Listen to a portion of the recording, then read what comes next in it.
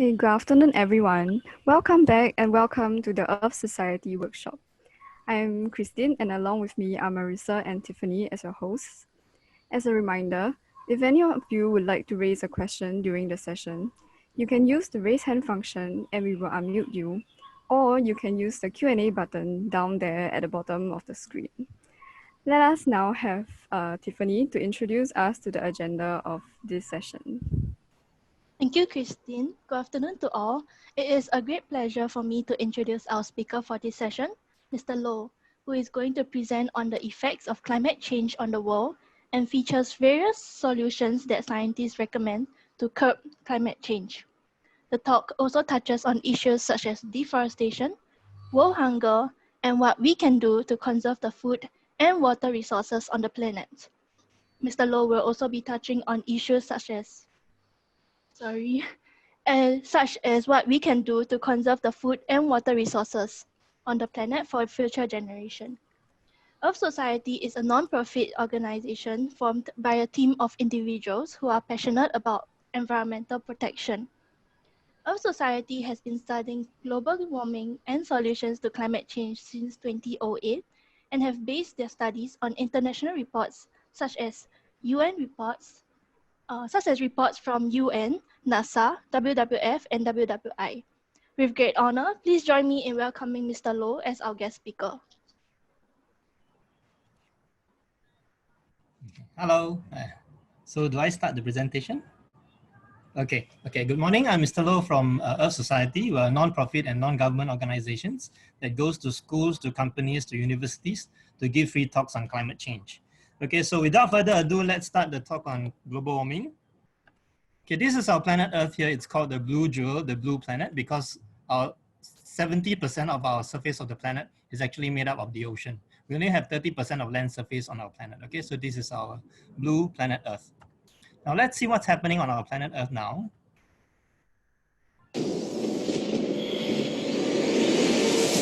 Thousands of glaciers are in retreat or vanished. Billions of tons of toxic methane gas are being released from the thawing Arctic soil and elsewhere. West Antarctic and Greenland ice melts are accelerating sea level rise. Many island nations are sinking or submerged. Tens of thousands of rivers, lakes, and other water bodies are dying or gone forever. Hundreds of thousands of people perish by climate change each year. Another 500 million are at extreme risk.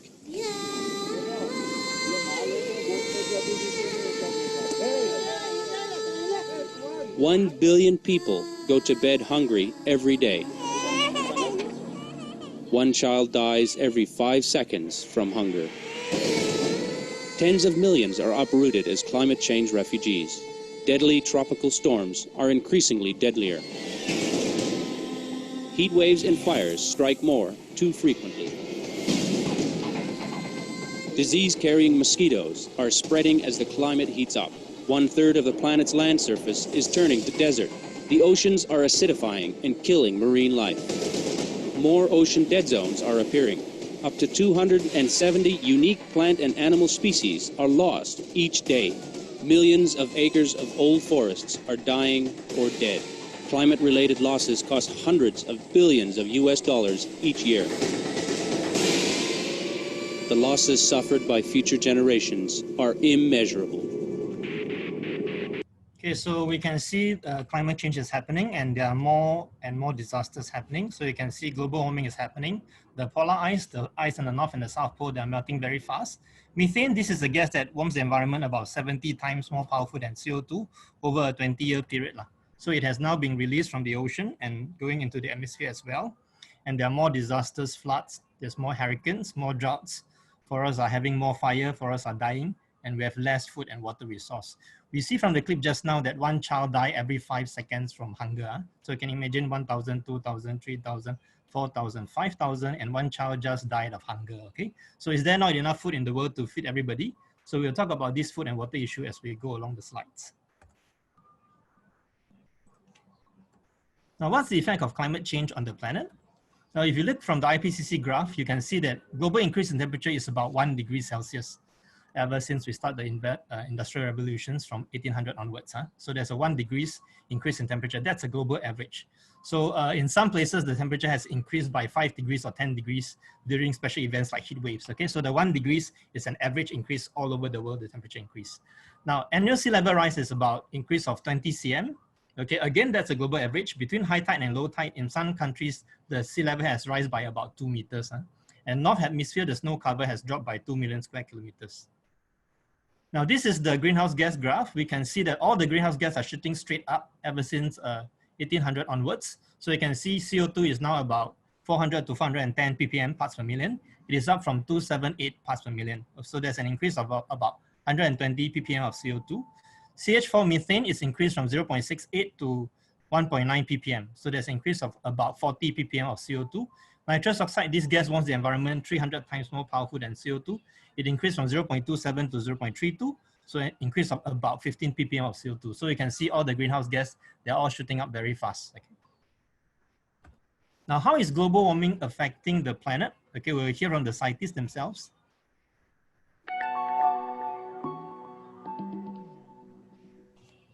Our world faces a true planetary emergency.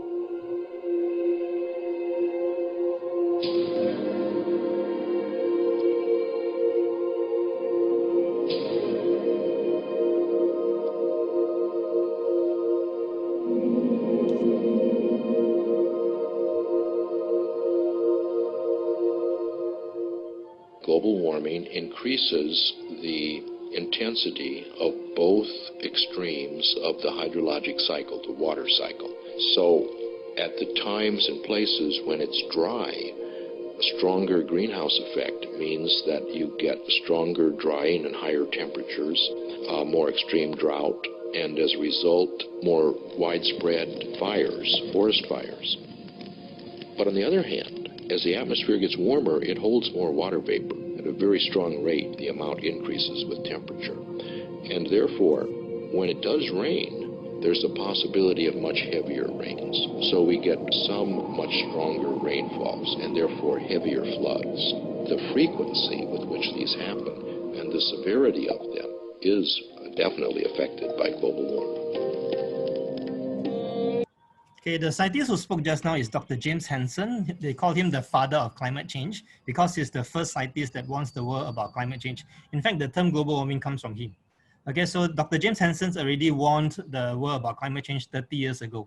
He's the previous director of NASA. So he's very famous now because whatever he's saying about climate change, extreme weathers are coming true nowadays, okay? So he explains that with climate change, you have warming in the world, okay? So the land warms up, the water warms up. At the same time, the air itself also warms up. So when the air warms up, it expands, and now it can hold more water vapor. So when it forms cloud and starts to rain, you have heavier rains than before. So what you have now, the new normal, is you have long periods of dry weather, followed by short periods of very heavy rainfall. So that is very bad for both humans and crops, this kind of weather pattern, extreme weather patterns. Okay, so you can see we have droughts happening. In Russia, USA, Africa, China, they're having a lot of droughts nowadays. Russia 2010, they have the worst droughts in 100 years. About 1/4 of their grains are destroyed. In Africa 2011, there's a famine there because in 2011, there's the worst drought in 60 years. About 10 million people are affected. So 10 million people is like double the population in Singapore. Singapore is 5.5 million. So you can see it's like double our population is having not enough food to eat in Africa in 2011 because of a drought there. Okay, and in America, one of the largest country on the planet, in 2012, they're having a very dry condition, almost drought-like condition. Almost more than half of America is having a very, very dry condition. You can see the red areas are having extremely dry condition. So this is in 2012, 61% of America is under moderate to extreme drought condition. And it's the worst drought in 60 years, and almost all, okay, 90%, 88 is about 90% of their corn and soybean crops are affected. Okay, so in Singapore, we also have dry spells. In 2014, which is like 6 years ago, we have one of the worst dry spells that hit Singapore ever since we started recording temperatures 200 years ago. So you can see during this dry spell in 2014, on January, we used to have an average of 24 cm, almost one ruler length of rainfall. One ruler is 30 cm. So we used to have an average of about 24 cm of rainfall every month in January. But in 2014 January, we only have 7.5 cm. That's 1/3 of what we used to have. Now in February, we used to have 16 cm, half a ruler of rainfall every February. But in 2014, we only have 0.02. Now 0.02 cm of rainfall is like no rainfall for the whole month of February. So you can see it's like 1.5 months of almost no rain in 2014. Now, because of that, PUB has to pump in 25 million gallons of new water into our reservoir every day so that we can have enough water to use at home. So luckily, Singapore, we have new water. If we don't have new water, then in 2014, we may already face water shortage in Singapore. Okay, so this is the photograph. You can see this is in Botanic Gardens. The water level used to be near where the child is squatting, but because of 1.5 months of almost no rain, the water evaporated. So this lake becomes like a small drain. The water recedes all the way until it's like a very small drain.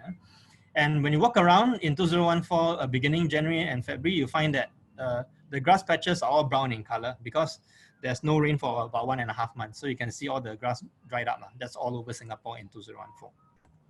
Now, from 1950s to 1980s, that's 50 years ago, extremely hot temperatures affect only 0.1% of the world. If you look at 2010, it's now affecting about 10% of the world. So from 0.1% to 10%, it's like a 100 times increase just over the past 50 years in the amount of extremely hot weather events.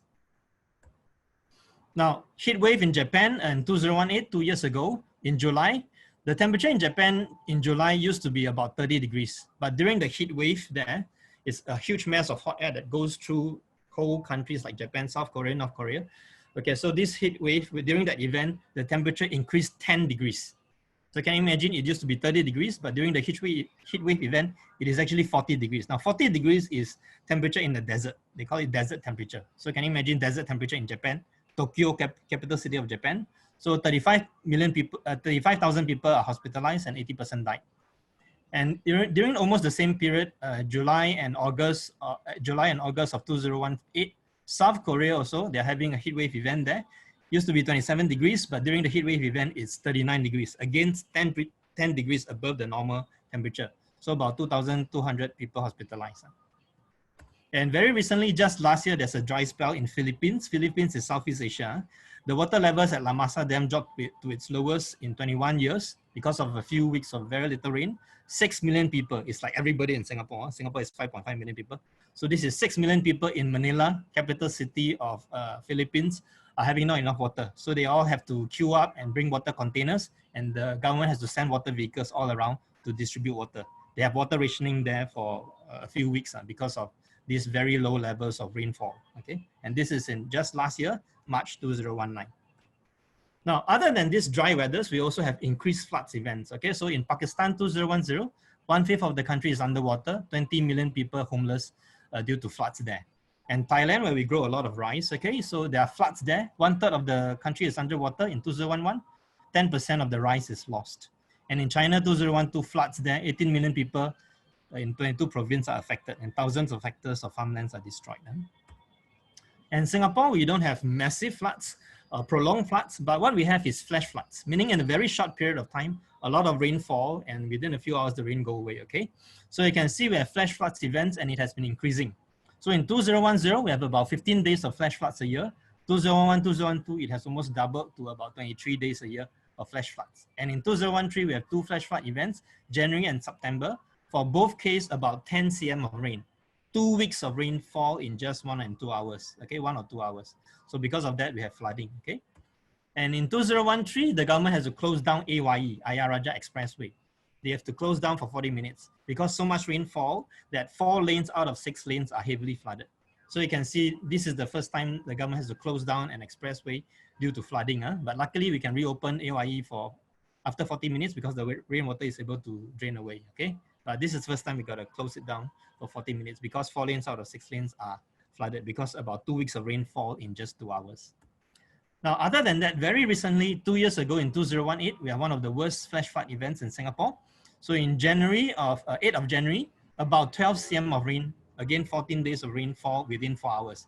And 9 locations, mostly on the east side, Tampines, Upper Changi, they're all flooded, okay? So you can see here, these are the 9 locations, mostly on the east side of Singapore. They're flooded. And you can see during this January 8th, 2018, 9:30 p.m. is the red areas they are having very heavy downpour. So it's like 1/5 of Singapore is experiencing very heavy downpour at the same time. Okay, this is January 2018. And you can see Kim Chuan Road flooded, and then you can see only half the wheel can be seen. The other half is submerged. And this is Bedok North Avenue. Again, half the wheel is submerged. And this is Upper Changi Road. They got to stand on the seats to wait for the bus. Okay, so this is because so much water, so much rainwater fall. If they stand on the ground, the water is knee level. So they all have to climb on the seats to wait for the bus. And the bus is traveling here. This is at Upper Changi Road, because about 2 weeks of rainfall in just 2 hours or 4 hours. Okay, so other than that, we have sea level rise. So we have sea level rise globally is about 20 cm. About 18 island nations have some much already. Okay, so between high and low tide, some areas the sea level has risen by 2 meters. So Cataract Islands, Maldives, all this area are in the danger of being submerged by the ocean. Okay, other than that, on the North Pole, we have a big problem. Okay, so global increase in temperature is about 1 degree, but in the North and the South Pole, the temperature increase is about 2.5 degrees. Okay, so can you imagine at what degrees does ice melt? Okay, ice will melt at 0 degrees. So can you imagine adding 1 degree to that 0 degrees? What happens? A lot of ice melt, right? So we are not adding 1 degree to it. Imagine we're adding about 2.5 to 3 degrees to that 1 degree, to that 0 degrees. That's why a lot of ice is melting. Okay, so this is a clip on ice melting.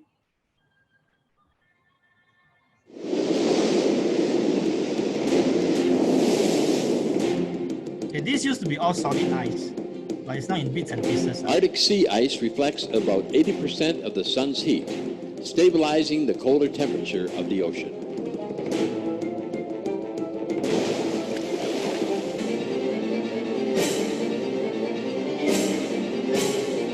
In 2012, we are left with less than half the ice. Arctic ice in September 2007 was 23% below previous record low from NASA satellite data and 50% below 1950 levels from ship data.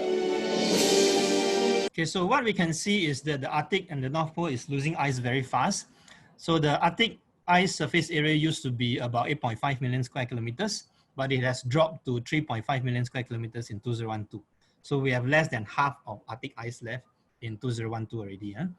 And if all of Greenland ice were to melt, Greenland is ice right beside the Arctic. It's ice sitting on land. If all of that ice melt, it will go into the sea and cause sea level rise. Okay, so if all Greenland ice were to melt, sea level will rise by 5 to 6 meters. Now 5 to 6 meters, Singapore will be about 40% of Singapore will be gone. Okay, and that is the Greenland ice sheet. If Antarctica, which is the South Pole holds about 90% of the world's ice. If Antarctica were to melt completely, the world sea level will rise by 60 meters. Now 60 meters is a 20-story building. So can you imagine sea level rise by a 20-story HDB building? Most of the land mass on Earth will be gone. It's like an ocean planet already, okay? Most of the land will be submerged. So we don't want that to happen. Now the scientists predict that Arctic, the North Pole, may become ice-free, meaning some months there may be no ice on the North Pole in the Arctic as early as 2030. That's about 10 years from now. So that's very scary. They say if you wait until the Arctic has no ice to try to solve the climate issue, it's going to be twice as difficult as now to solve it, while we still have half the ice left. Okay, so now we're already facing big challenges trying to solve the issue. If you wait until the Arctic has no ice, twice as difficult, it's going to be very, very, very, very difficult to solve. So we don't want to wait until the Arctic has no ice, okay? So let's hear the scientists talk about the urgency of climate change.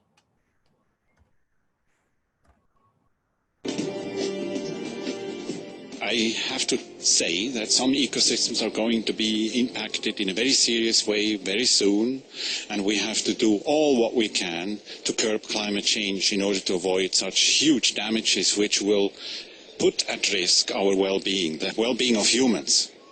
So who wants to take this kind of gamble with a laboratory called Earth? This is a gamble we cannot afford to lose. Okay, so actually the world scientists is very alarmed and quite worried about the situation we're in now. So you can see the temperature in the world has risen by about 1 degree.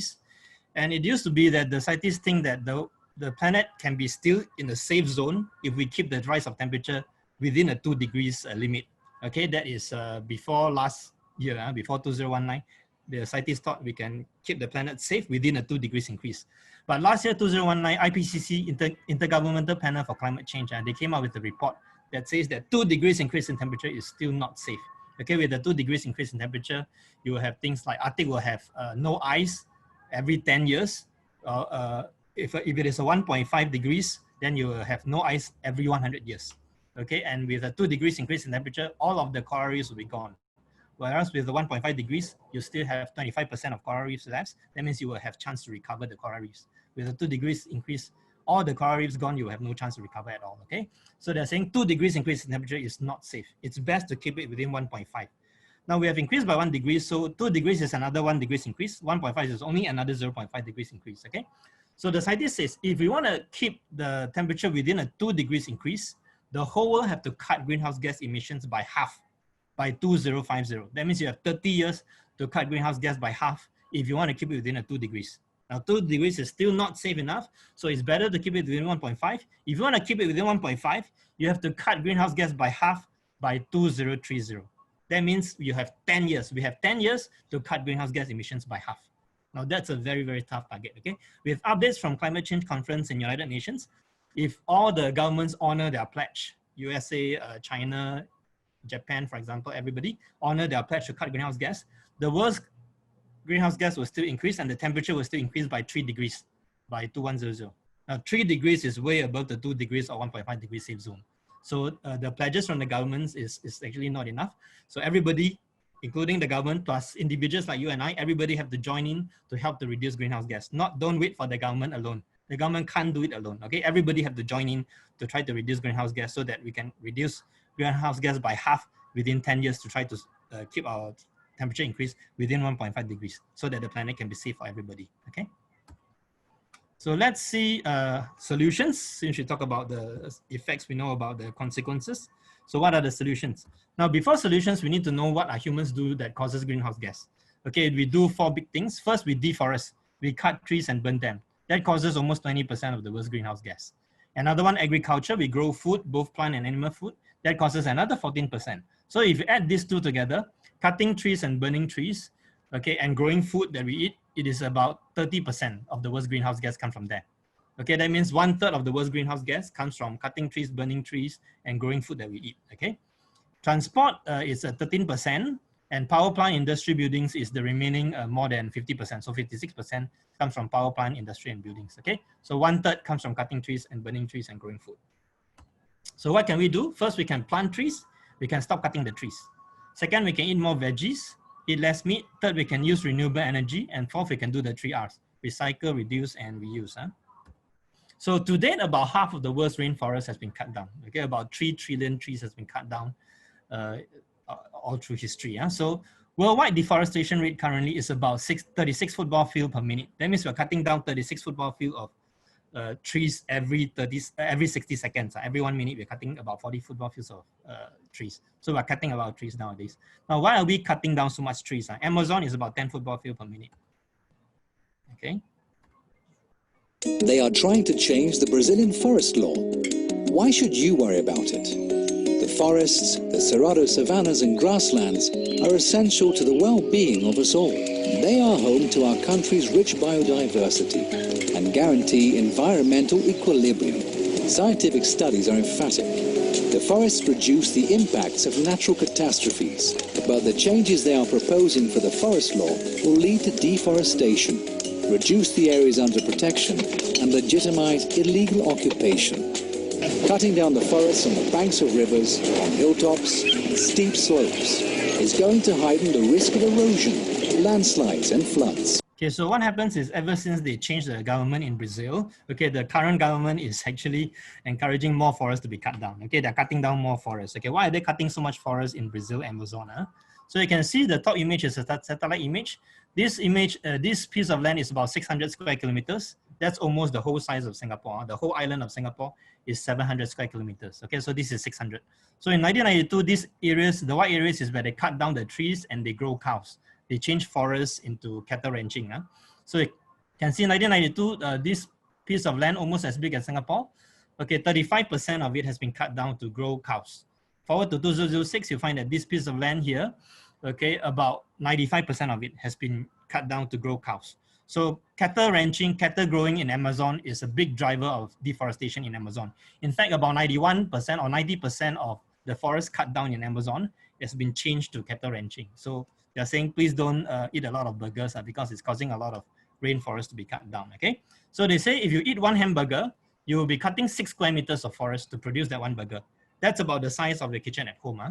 So if you eat 4 hamburgers, anybody eat 4 hamburgers, you'll be cutting down the forest the size of a classroom. Okay, so they're saying please don't eat a lot of hamburgers because growing that beef there is causing a lot of forest to be cut down. In fact, some of the very famous people like Sir Richard Branson, okay, he's the CEO of Virgin Airlines, okay, so he has given up eating beef to protect the environment. And not only that, if you look at the global agricultural land, you find that all over the world, only 30%, 20 to 30% of the world's agricultural land is used to produce food to feed humans.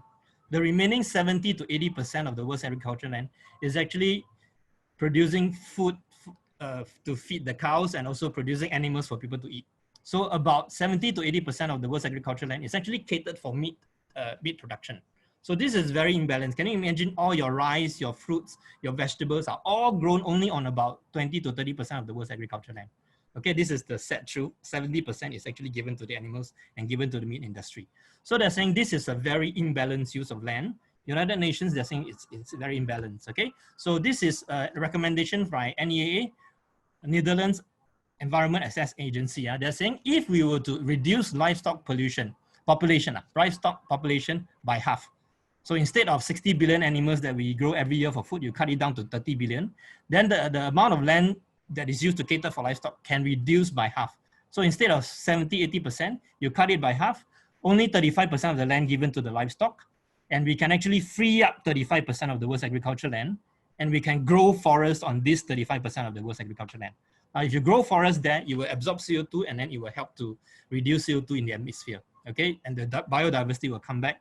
There will be more animals, more wildlife and all this, okay? So this is a good solution for climate change. And they're saying if you do this solution, it's very cheap. You will save US $20 trillion to mitigate climate change if you use this solution, because this is not a high-tech solution. It doesn't cost a lot of money, but it will save up a lot of the world's agricultural land just by reducing the livestock, the animal population by half, okay? And you can free up 35% of the world's land to grow forests, okay? So this is one of the solutions they're recommending. Okay, the other thing, eat less meat, more veggies. So United Nations tell us livestock industry produce about 18%, and other reports is about 15%. So 15% to 18% of the world's greenhouse gas, almost 20%. Another report from WWI, World Watch Institute, says it can go up to 50% of the world's greenhouse gas coming from the livestock industry, okay? So if you grow 1 kg of beans or veggies, it will emit about 2 kg of greenhouse gas. 1:2, huh? 1 kg of chicken is about 6 kg, that is about 3 times more. 1 kg of pork is 12 kg, 6 times more. Huh? But the worst is beef and mutton, because cows and lambs, they have 4 stomachs. They produce a gas called methane when they digest their food, okay? So 1 kg of beef is about 30 kg of greenhouse gas. 1 kg of mutton is about 40 kg of greenhouse gas. Now this is almost 15 to 20 times more than the veggies, okay? Now let's look at a clip on that.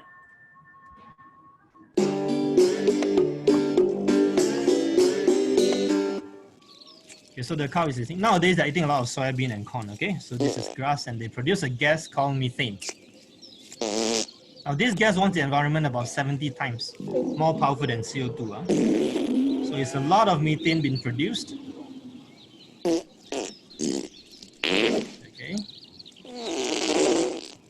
The more meat we eat, okay, they even cut the trees, okay? The more cows there are, producing greenhouse gases. Okay, so if you look at the world, there's about 1.5 billion cows in the world, and each cow will produce about 100 kg of methane a year. And if you multiply by 70, then the world's cows alone produce billions of tons of CO2 equivalent a year already. So they say if all the world's cows were together and become one nation, that means one nation of cows, one country of cows, it will be the 3rd largest greenhouse gas emitter. After the first one is China, the second one is US, and the third one is the nation of cows. Okay, so they're saying if all the cows add together, they actually produce a lot of greenhouse gas. Okay. Now, how about food and water? Are we short of food?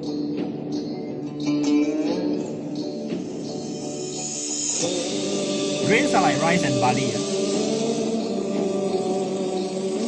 Okay, animal eat about 1/3, humans eat about half of the world's rice and barley. How about soybean? Okay, humans eat about 25%, 75%, 3/4 of the world's soybean are fed to the animals as animal feed.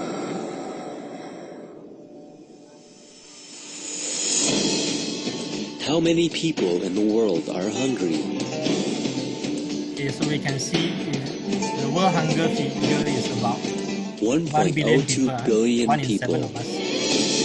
Grain currently fed to livestock is enough to feed 2 billion people.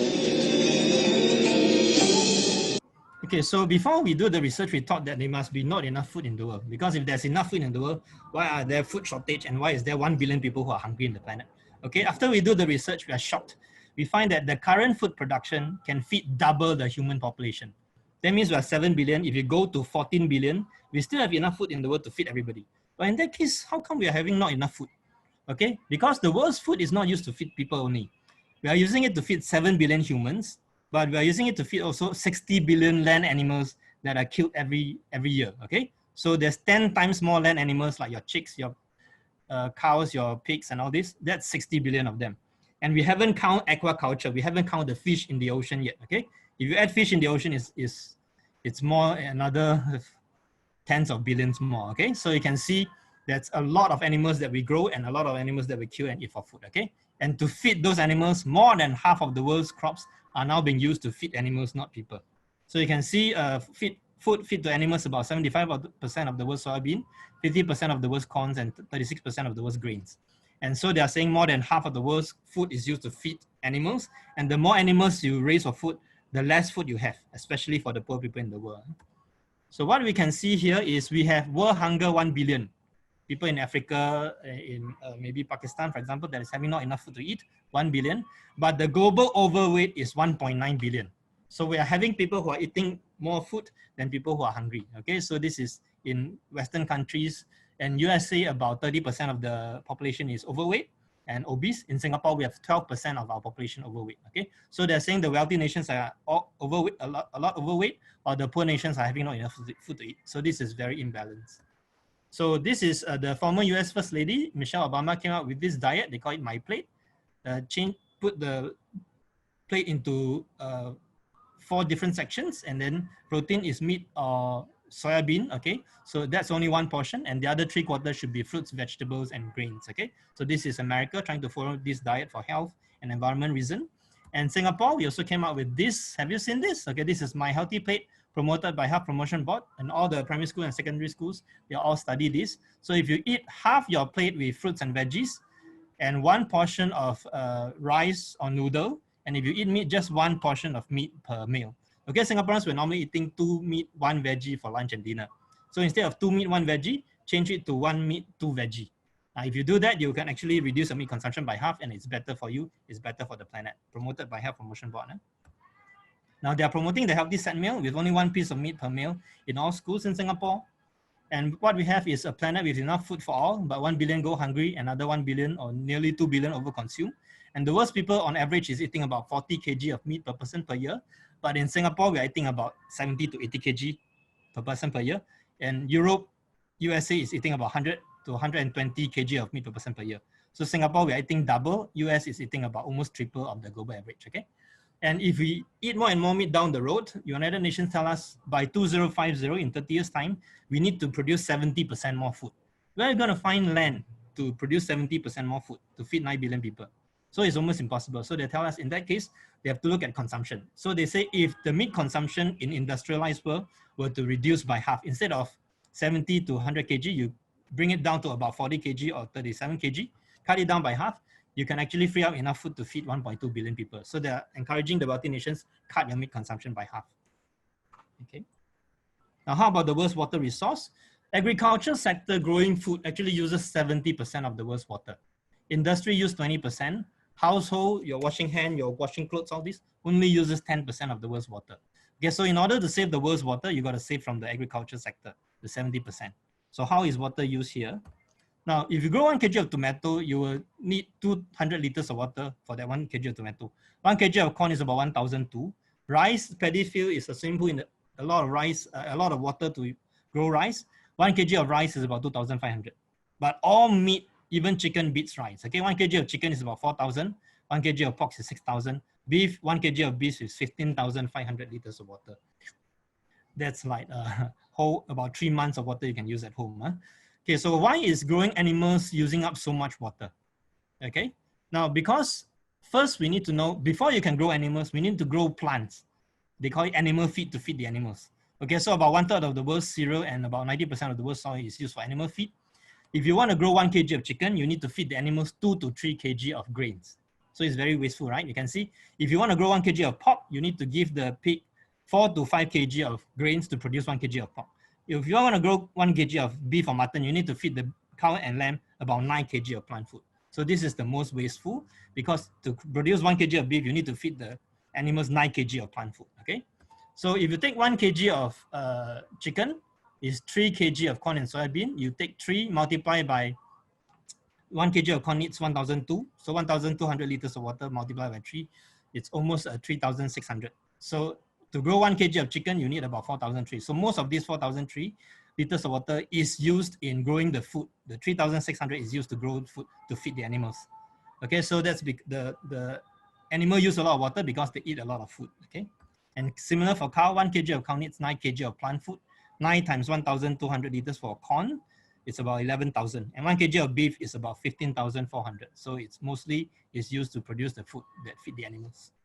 Okay, so that's why the most water intensive animals is actually cows, and followed by all the meats, and the others is better for eating plant food rather than animal food. Okay, so this is a clip from United Nations. They tell us 7 billion people going to 9 billion, and everybody has to be fed.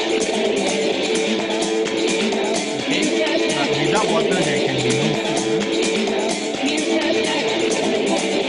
No water equals to no food. Okay, but one person will drink 2 to 4 liters of water every day. But when you eat, you're eating 2,000 to 5,000 liters of water every day, and very easy. Okay, 1 kg of wheat is 1,500 liters of water. 1 kg of wheat is 15,500. Okay, so United Nations, they tell us we drink only 3 to 4 liters of water every day. But when we start to eat, we're eating virtually 2,000 to 5,000 liters of water every day. So he is saying, please save the world's water. Buy food products, eat products that use less water to produce. More of the fruits and veggies and less of the meats, okay? Now, less meat so that you can have less greenhouse gas, less deforestation, less wastage of the world's food and water resource, more food for the people in the world, okay? So the other thing we can do is to go green energy. Singapore is moving more towards solar. Okay, and this is a speech from Al Gore. Okay, that is why he's asking America to go 100% green energy within 10 years. That's very tough because currently about 80% of their energy is still produced by oil, coal, and gas. So from 80% to 0 in 10 years, it's very tough, but let's hope he's successful because that will help to reduce a lot of greenhouse gas from the power sector. Okay, 3 R's. And WWF is promoting Earth Hour. They encourage everybody to use energy efficient light bulb, turn out aircon by 1 degree, and reduce use of plastic bag. Take shorter showers as well.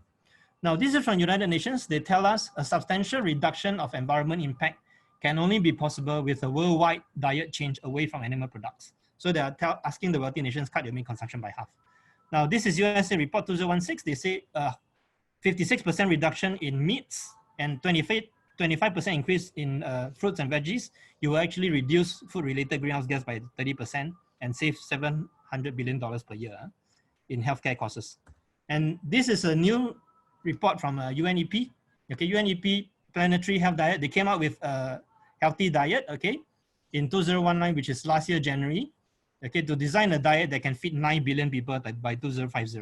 Okay, so they came out with a diet which is plant-rich diet with only 70 grams of meat per day. That's only 1 hot dog or 1 chicken wing per day. Okay, so if everybody is like this, then we will have enough food to feed 9 billion people. Okay, so currently Singaporeans were eating about 4 to 5 portions of meat per day, about 300 grams. So you got to reduce it down to only 1 portion per day, about 70 grams. Okay, so this is their Planetary Health Diet. It's only 1 portion of meat, 70 grams of meat for the whole day. 1 chicken wing per day, that's all, okay? So that's what they recommend from United Nations UNEP program, okay? Now this is 11,000 scientists, Okay, they declare climate emergency from over 150 countries. They say there are 6 critical steps to save planet Earth. So these are the 6 steps.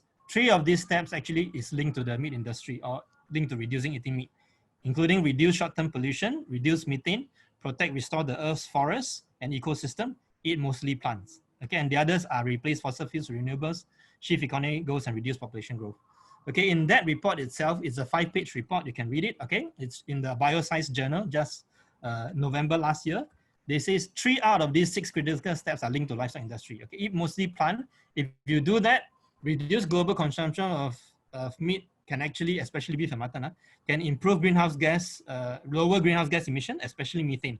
Meat industry causes about 40% of the world's methane. It will also free up croplands to grow plant food for humans and also to grow forests. Okay, support natural solutions means they grow forests to absorb CO2. Okay, so 3 out of the 6 steps is linked to reduce meat eating. Okay, so what can I do to help the world to reduce climate change? First, you can shift to a low meat diet. Okay, you can avoid taking beef and mutton. You can support organic products. You can shift to this type of diet, which is 1 piece of meat per meal. Instead of 2 meat, 1 veggie, change to 1 meat, 2 veggie for lunch and dinner. Okay, you can don't waste electricity. You can support 3 hours. You can use public transport. You can share information with family and friends. Okay, this is a new way that a lot of countries are using to fight climate change. They call it adopting meatless days. Means 1 day a week they ask their citizens not to eat meat. Okay, and in China, Hong Kong, USA, they're going meatless on Mondays, meat-free Monday, green Mondays. It's all veggie Mondays or meatless Mondays. Okay, Belgium is meatless Thursdays, and Singapore we're promoting green and healthy Monday. A few organizations are promoting that. It's veggie Monday, but they call it green and healthy Monday. And this is the reason why. Meatless Monday is a simple idea. 1 day a week, cut out meat.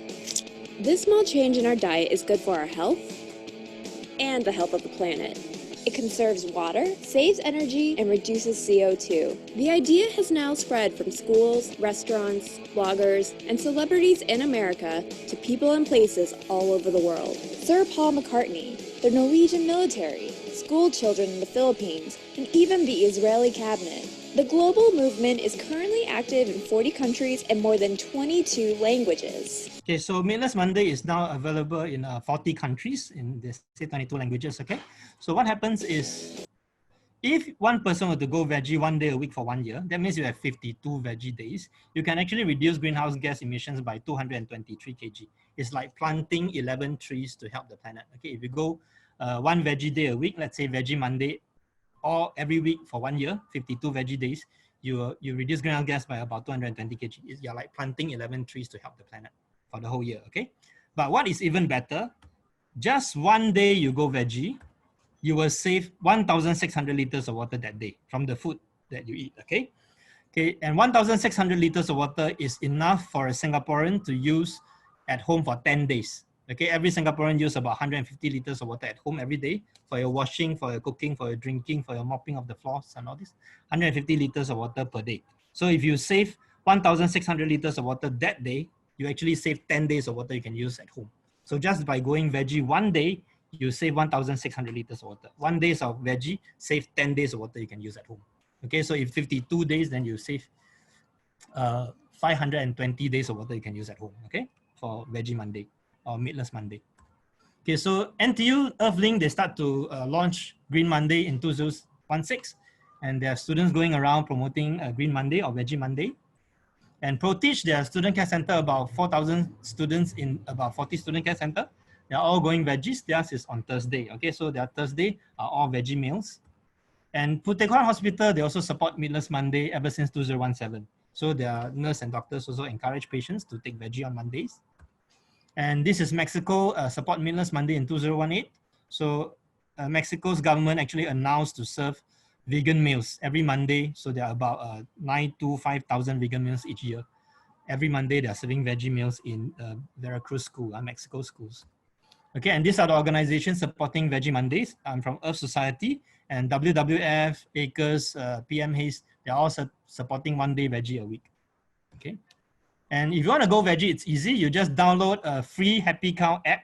You go to the Google Play and actually search for Happy Cow. You download this into a handphone. Once you open it, it shows you the veggie restaurants around your area. It's like a veggie GPS. So you go to Jurong, you open it, it shows you the veggie restaurant there. You go to Yishun, you open it, it shows you the veggie restaurant there. And what's better, it's an international app. So if you go to America, you go to Philippines, you open it, it still shows you the veggie restaurants around your area. So it's a global veggie GPS, global veggie GPS. Okay, so go to Happy Cow and download the app. Okay, and this is a website I can recommend for y'all. It's a Planet Earth documentary website. It's free environmental video. Each video is about 15 minutes. Okay, so you can go to suprememastertv.com and EN1 program PE. PE is Planet Earth. Okay, so there's a lot of free documentaries there. Each of them is about 15 minutes. You can watch on various environmental issues, from plastic pollution, organic farming, greenhouse gas, climate change, and reduce plastic waste. All this, it's all inside there. So you can go to this website and take a look. There's a lot of free documentaries there. You can even allow download for education purpose. Okay, and you can also go to YouTube and watch this small documentary called Cowspiracy. There's a the whole show is about 1.5 hours, but you can get a 15 minutes version in YouTube. It summarizes all the impacts of the environment by the meat industry. Okay, meat industry's impact on the environment. So you can go and watch in YouTube Cowspiracy. So you can go there and take a look. Okay, and I'm from Planet Earth. I'm from Earth Society, of course, Planet Earth. Okay, so you can go to www.earthsocietysg.com, okay, to see some environmental articles there, and welcome to visit our website, okay? And before we end, let's say together, be veg, go green to save the planet, okay? So 1, 2, 3, be veg, go green to save the planet. Thank you very much. Thank you very much. Thank you, Mr. Low, yeah, for your I hand over insightful to, presentation. Yeah, correct. Marissa, right? Marissa, yeah. Okay. So we Yeah, hope that everyone has gotten a global perspective of the effect of climate change. And as we have learned in the earlier workshops, your team may also want to incorporate some of the consequences that Mr. Low mentioned to highlight the issues that your team is looking at. So now we will proceed into the Q&A section. And now we have a question from a participant. So Mr. Low, this participant is curious to know that vegetarian food is often more expensive than other kinds of food. And why is that so? Okay, so for vegetarian food itself, I think it's because of the markets of scales. That means when they produce vegetarian food, it's still not widely subsidized. For example, the meat industry, why when you buy meat is very, very cheap? Because it's heavily subsidized by government. For example, USA government, 60% of their farm subsidies actually goes to subsidize the meat, including pork, beef, and all this. If you don't have those government subsidies for meat, the price of meat will be double or even triple the current price now, okay? And what we have in vegetarian food, if you're eating mock meats, then mock meats are more expensive than the real meat itself. But if you buy fruits and veggies, the pure vegetarian food, then it's much cheaper than meat. Or you go to Giant, you go to the vegetable portion, the vegetables are very much more cheaper than meat itself. Okay, so if you say pure vegetarian food, then most of it are actually cheaper to buy and cheaper to cook than the meat kind of food, okay? But of course, if you talk about restaurants outside, they gotta pay the rental fee for the restaurant and all this, so the prices are actually more expensive outside. But if you go to hawker centers and all this, you can still get cheap, like $2.50 vegetarian food at hawker centers as well. $2.50, and nowadays it's about $3.50 if you go to coffee shops. Okay, but meat dish is also around that price, right? Yeah, correct. So it's not very much more expensive than the meat dishes actually. Yeah. Okay, I see. Okay, thank you. So I would like to remind all participants that you can, you're encouraged to raise your hands if you have any questions for Mr. Low. Yep. So I'll be waiting for a few seconds. If you guys have no questions, we will have some poll questions for you. So Mr. Low has actually prepared some poll questions, and we will now start with the first one. So on a scale of 1 to 5, how optimistic are you that we can fight climate change? 1 for not optimistic and 5 for very optimistic. So you can now do the voting.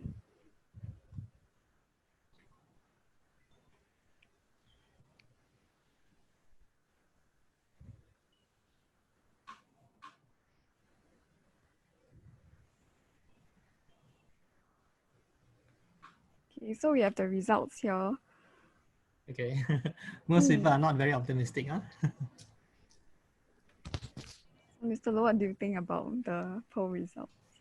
Okay, if we wait for the governments to do something, then it is not very optimistic, because if we look at the global agenda, if all the governments were to limit greenhouse gas from the power sector, from the transport sector, the whole greenhouse gas will still increase and the world's temperature will still increase to 3 degrees Celsius by 2100. That's not enough, okay? So, but if we look at individuals like you and I, everybody joining in to reduce greenhouse gas, let's say from the food side, you can reduce about 30% of greenhouse gas from the food side, every person individually, if you go veggies half of the days, for example, okay? So if everybody were to join in and reduce greenhouse gas from changing our diet to reduce meat consumption by half, for example, from the wealthy nations, we can actually add our part into reducing greenhouse gas. And that can be very fast in conserving the world's food resource, water resource, and also returning land to forests. And if we are able to return land to forests, to grow more forests rather than cutting down forests to grow food to feed animals, we can actually have a fair chance to reduce greenhouse gas and get a balance, keep the temperature within 1.5 degrees. There's a fair chance of doing that within the next 10 years, of course. Yeah, we have to do that within the next 10 years. Yeah. So we actually have to start doing something fast. Yes, correct. Yeah, correct. Within 10 years, we got to at least cut greenhouse gas by half. And one of the way of doing it is to cut our meat consumption by half, or go veggie Mondays or 3-day veggie a week, things like that. You can help to reduce a lot of greenhouse gas, also save the world's food and water resource. Then since we are talking about this, what do you feel about Singapore's progress towards combating climate change? Singapore, as like other countries, we are more focused on the power sector and the transport sector. Okay, and not a lot of people in the environment group is talking about reducing greenhouse gas from the food sector. But nowadays, last 2 years, we have Green Monday coming into Singapore, selling Omni Pork, which is a mock kind of meat. And then we have Beyond Burger. All of you have heard of Beyond Meat, right? Beyond Meat is actually a mock meat that replaces the beef. And Beyond Meat is the same beef, Beyond Meat beef patty actually use about 95% less resource to produce than the meat patty itself. That's why in Singapore, we are getting things like Beyond Burger and Impossible Food, Impossible Burger, right? Producing Impossible Burger also uses only 95% less resource than producing the beef itself. So nowadays, all over the world, we are having things like meat alternatives is growing, and they are replacing some of the meat on the market. And this is a growing trend, and it is a good trend. And so if the meat alternatives can replace, let's say 1/3 of the meat market, or even half of the meat market, we have a high chance of fighting climate change from the reducing meat sector. That will help also. Yeah. So this actually linked to Mr. Low's second poll question. Yep. Yeah, which is, will you support Meatless Monday to reduce climate change?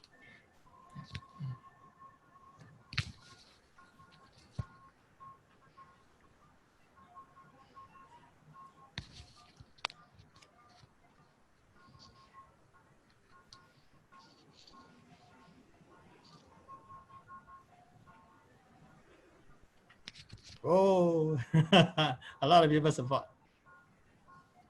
So we have a supportive group of participants here. Yeah, correct.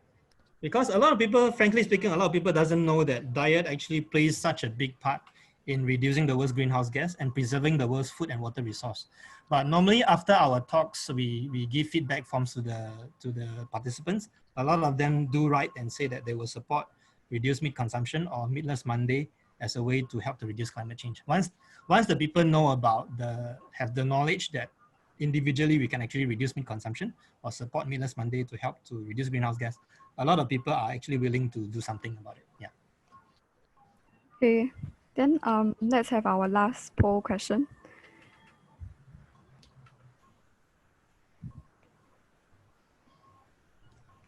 In food production, producing which type of food causes the least greenhouse gas emissions and uses the least amount of water? Is this a fact question or? It's a fact question actually. Okay. Yeah, correct. I just want to see whether the participants get the. Yeah, everybody got it. Okay. So participants, do you all have any other question? If not, Mr. Low, maybe you can give a concluding statement for this session to our participants. Oh, we have one participant that wants to ask. Oh, okay. Okay. I think I saw a few questions here. Are you a vegetarian? Yeah, I've been vegetarian for the past 30 years and vegan for the past about 5 years or so. Okay, and no problem, healthy and all this, no big issues like heart disease and all this. I'm about 50 years old, no heart disease, no diabetes, nothing. Okay, so veggie diet is considered more healthy than the meat diet by a lot of medical doctors as well. So your doctors all ask you to eat more fruits and veggies because that's helped to reduce disease as well. Huh? Okay, so we have another one here. Thank you for your presentation. Does your work at Earth Societies involve sustainability certified palm oil? No, we don't do that. In fact, if you're looking for a group that do it, you have to look for PM Haze. PM Haze is the group that goes for sustainable palm oil. Okay. What are the current strategies that local mock meat companies are doing as they write the meat alternatives? Okay, so the current mock meat companies, they are Beyond Burgers and Beyond Meat, and also Omni Pork from Green Monday. They are now selling these products in supermarkets and also veggie stores. So if you go to veggie stores and supermarket, you're able to find Beyond Beef Patty and also Omni Pork from the market itself. So they are gaining grounds in Singapore. And the good news is they're gaining grounds in China. And China is a big market for meat alternatives. Okay, and that they're getting a lot of grounds down there. Beyond Meat, Omni Pork, they're all going into China market. Okay. Okay, Chan Chun Sing recently said natural gas will continue to be in Singapore dominant power. With this in mind, do you think it will ever be viable for Singapore to produce more than half of our energy from renewable resources? It will take some time if you want to produce more than half of your energy from renewables, okay? Because our power consumption is very large, and currently the renewables, we are putting a lot of solar panels on HDB block. But even if we put all the solar panels on HDB block, it may not be able to support. I don't have a figure how much percent of the world's, of Singapore's power consumption rate, okay? So that may be not up to half lah. But Singapore is still using natural gas lah. But that is comparatively a cleaner way of producing energy than oil and coal. Natural gas is still better than oil and coal lah. Okay, and thank you for your sharing. Just want to know more about seafood. Okay, seafood and fish is another big issue, okay? Because currently the overfishing in the ocean is very bad. About 80% of the world's fish is actually overfished in the ocean. So if we carry on overfishing, by the year 2048 or 2050, you will have virtually no fish that you eat in the ocean in your food areas already, food centers already. So they're saying we cannot eat so much fish food also because it's overkilling the ocean. Okay, we're actually catching much more fish than the fish population can recuperate. Okay, we are catching fish. It's about 80% is unsustainable, only 20% sustainable. Okay. So what else? And producing fish is also not very effective because it takes about 5 kg of plant food to produce 1 kg of fish food. So the conversion rate is still 5:1. So it's not very ideal also. Okay, mentioned that Singapore plans to go solar. Some examples of this, because Singapore, they mentioned reducing emissions. Okay, I don't have very much info about going solar, but I do know that HDB has put a lot of solar panels on the HDB block to go solar, and there are plans to go more solar. Okay, favorite vegetarian dish, I do eat some mock meats nowadays, but I only eat 1 portion of mock meat per meal, or 1 portion of spring roll or fried mushroom, and the other 2 portions will be normal veggies. So if you want to eat healthy veggie meals, then just only ask 1 portion of mock meat. The other 2 portions should be veggies and tofu, for example, okay?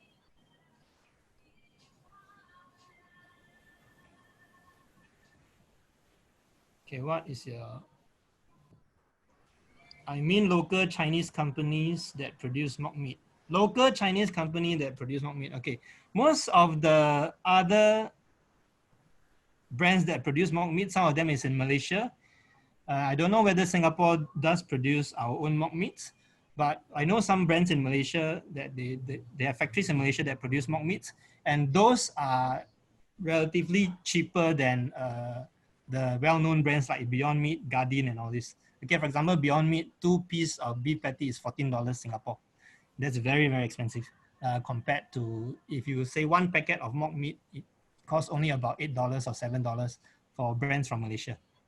Okay, so that will be a cheaper version of mock meat to eat. If you want to eat, that can be available from veggie supply stores in Singapore. If you go to vegetarian supply stores, you have brands from Malaysia, you have brands from Southeast Asia countries also, and you have, of course, the brands from USA like Beyond Burger and Impossible Food as well. You have a whole range. You can choose the cheaper version. I choose the cheaper version to buy and cook, actually, yeah. Okay, I think, did I answer all the question? I think there's 2 more questions in the chat area. Okay, one is from Rama. Chat area. Where is the chat area? Okay, that means I either got to stop sharing, right? Yeah, correct. Just wait for a while. And go to the chat area. Okay, stop. I go to the chat area. Okay, chat area. Hello, Mr. Lo, you have prepared 3 poll questions. Let me know if you want. Okay, this is yours. Just want to point out, you has Netflix. Okay, you can watch the full Cowspiracy documentary in Netflix free. And actually, if you search in YouTube, you can also find it free nowadays. Another documentary that I can recommend you all to watch is Game Changer. Game Changer is talking about veggie athletics. A lot of people in the athletics field, like the weightlifters and then the sprinters and the Olympic runners, a lot of them are going veggie for health and better performance. So if you want to know more about health, better performance, athletics and all this, and vegetarian, you go and watch the YouTube video called The Game Changer. It has also the full version there, 1.5 hours. Okay. What step is SG government taking to achieve global goals of temperature rise? Okay, so the government has steps to like go green transport. That's why you find that SBS, they start to have these electric buses nowadays. Okay, so the government has plans to green the transport sector, and they also have plans to tax carbon. They have a carbon tax in place. So if your company produces a lot of carbon dioxide, the government will tax you, okay? To hopefully ask you to reduce your carbon dioxide production. Okay, last question. Thank you for your presentation. Do you think alternative meats are very healthy, or should we be eating more whole fruits? Okay, of course, if you can, you should eat more whole fruits like grains, fruits, and veggies. Fruits has the best vitamins in them. It's the most natural food and the best nutrient food for human. Okay, so eat lots of fruits. Okay, and mock meats, you can take it as just 1 portion per meal. Okay, don't eat too much, and don't eat like 2-3 portions a meal. That's not very healthy, because mock meats, in the end, it is also processed meat. Okay, so it is processed food, not processed meat. It's processed food, so it is not as healthy as the whole foods.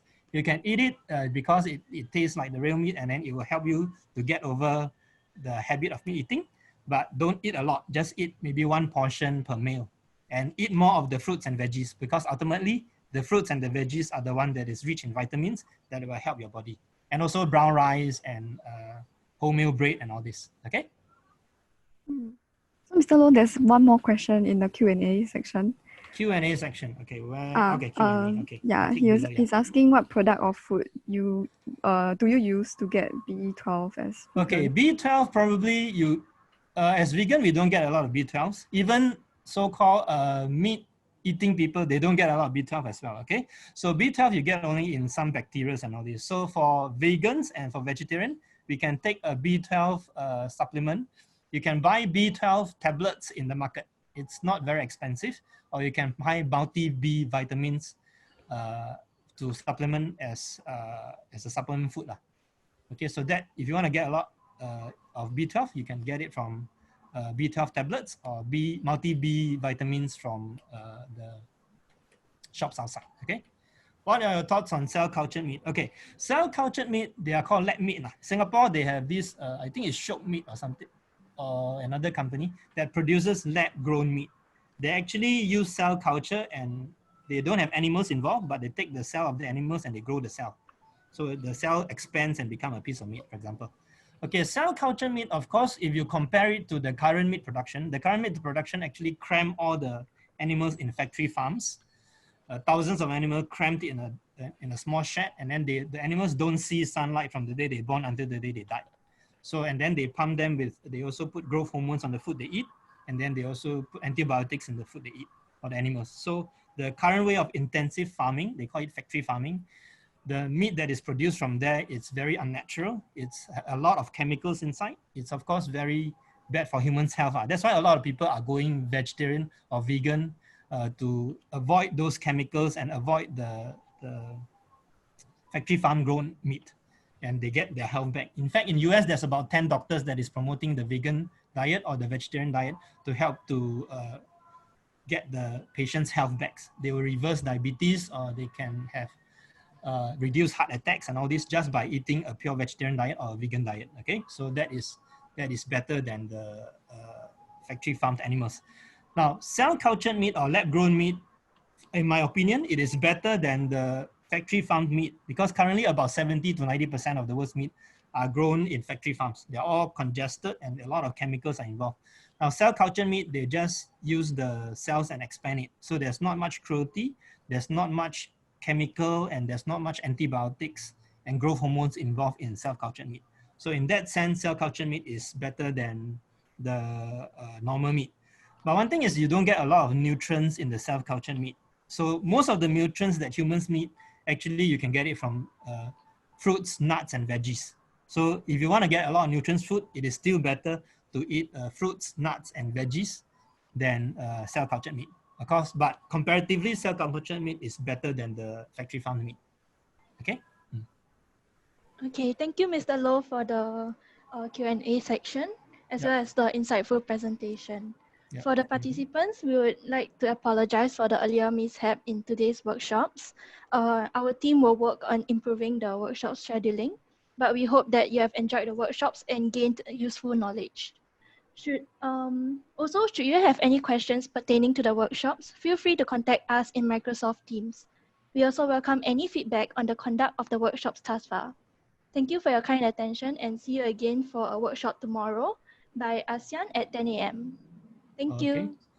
Will you all be sending feedback forms for the participants to fill in after the workshop? Yes, we can do so. Again? Yeah, we can send them a feedback form. Yeah, correct. I have actually put 4 questions for the feedback form. I have sent it to this Han Xiao. I'm not sure whether she has sent it to you all. Or if not, then you can just say, please write 1 or 2 sentences of feedback for the talk just now. Can already. Sure. All right. That means they can just write 1 or 2 sentences and then send it to you, and you help me to compile and send me a compiled feedback. Okay. All right. Through Han Xiao, I think, because I only have his email. Okay. Okay. Thank you very much. Thank you very much.